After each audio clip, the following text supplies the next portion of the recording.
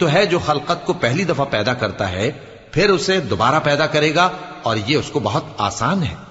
اور آسمانوں اور زمین میں اس کی شان نہایت بلند ہے، اور وہ غالب ہے، حکمت والا ہے۔ وہ تمہارے لیے تمہارے ہی حال کی ایک مثال بیان فرماتا ہے کہ بھلا جن غلاموں کے تم مالک ہو وہ اس مال میں جو ہم نے تم کو عطا فرمایا ہے تمہارے شریک ہیں، اور کیا تم اس میں ان کو اپنے برابر مالک سمجھتے ہو؟ اور کیا تم ان سے اس طرح ڈرتے ہو جس طرح اپنوں سے ڈرتے ہو؟ اس طرح ہم عقل والوں کے لیے اپنی آیتیں کھول کھول کر بیان کرتے ہیں، مگر جو ظالم ہیں وہ بے سمجھے اپنی خواہشوں کے پیچھے چلتے ہیں۔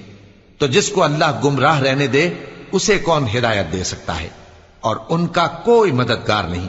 سو تم ایک طرف کے ہو کر دین الہی پر سیدھا رخ کیے چلتے رہو، اور اللہ کی فطرت کو جس پر اس نے لوگوں کو پیدا کیا ہے اختیار کیے رہو۔